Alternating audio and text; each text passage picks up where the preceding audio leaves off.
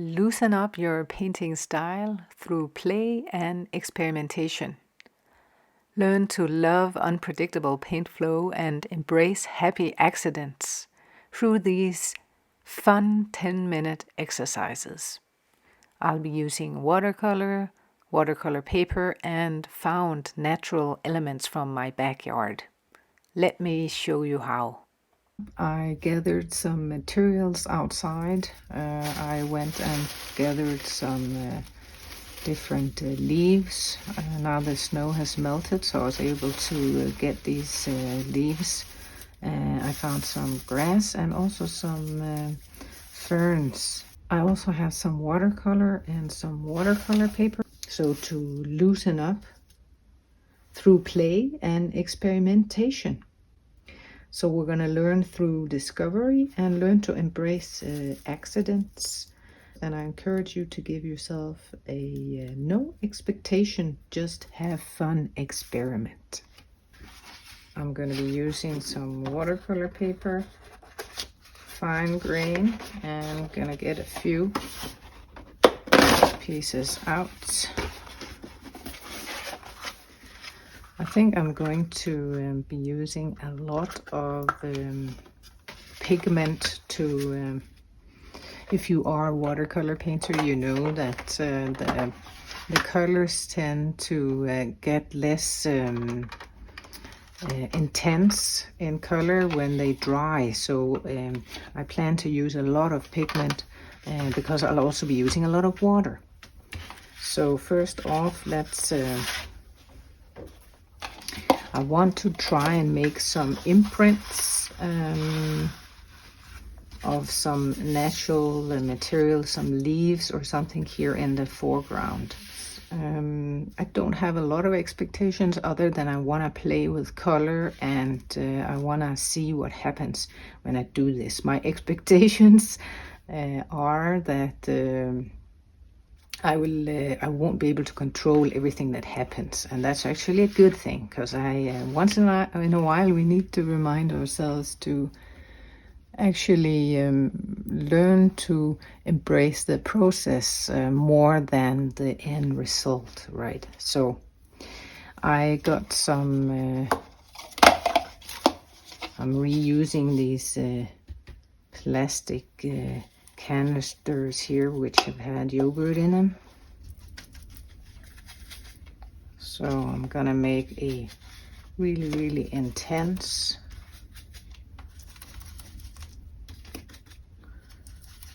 red here. I'm not sure what this red is. It's not burnt sienna. It's kind of it's a bit more red in color. So I'm gonna get a handful of leaves here. I like to get some different sizes and shapes. Also some of these ferns. They're probably a bit too big, so I will cut them up and see what marks they can make.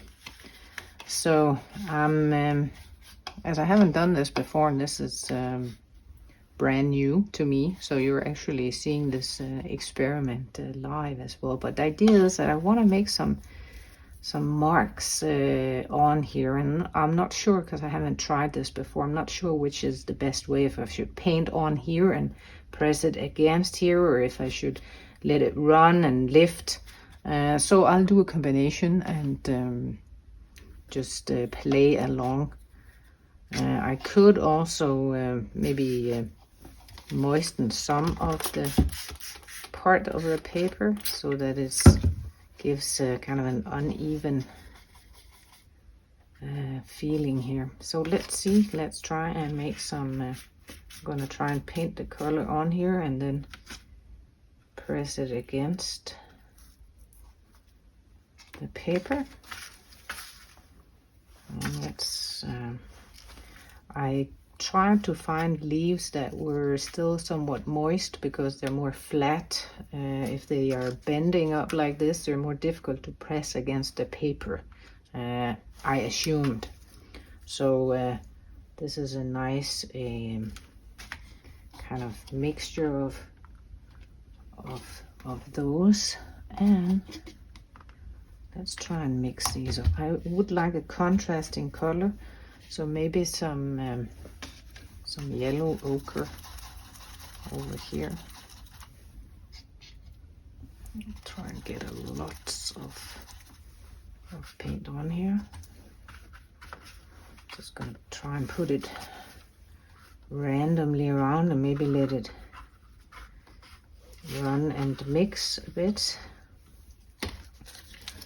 And let's see what happens if I'm gonna try and do a random sort of pattern.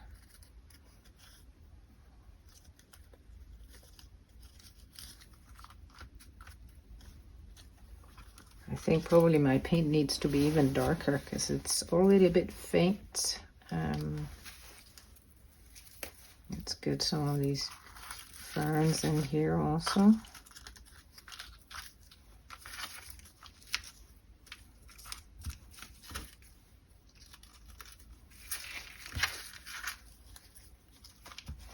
Okay.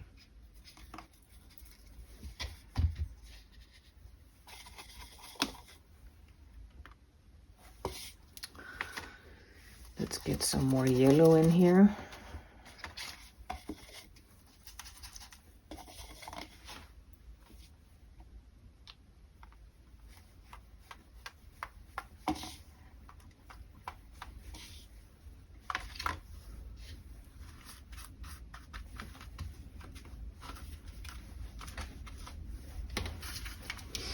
I think I need some stronger pigment. Let me just get rid of this yellow color.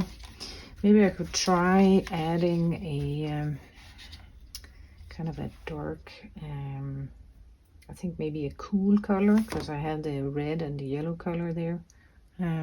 Let's try a blue that's kind of cool in color. I think this is a cobalt blue. Gonna get a bit neutralized in my bucket here because I have some remnants of the red and the yellow, but it kind of makes a nice neutral color or neutralized blue. So let's try and put that in here. Try and spread it around. I really have no idea how it looks underneath here. I think I need more color. Again, I don't know, but I think I need some more color. Because I work with acrylics mostly, and they tend to be more similar when they are wet and dry.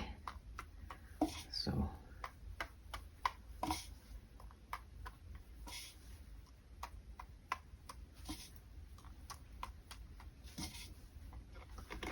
let me pour some of this over here. Maybe let it run. So the idea is now that I actually want to maybe try and press down some of these leaves and then leave it to dry, because I think that will make a nicer imprint. Here's a straw, maybe I can put that in here as well. No, that looks weird. I'll leave it off. So I kind of have a board here, just a kind of a thin wooden board, and I think I'm going to press that down somewhat on top and then leave it for a while and then lift off and see how it looks. Let me get something heavy to put on top. A couple of my sketchbooks here. Watercolor.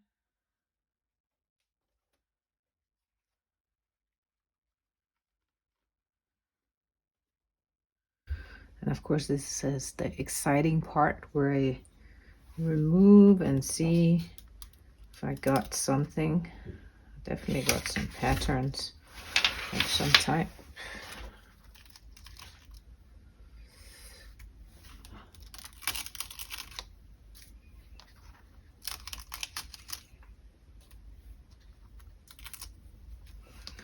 Let me just turn this around.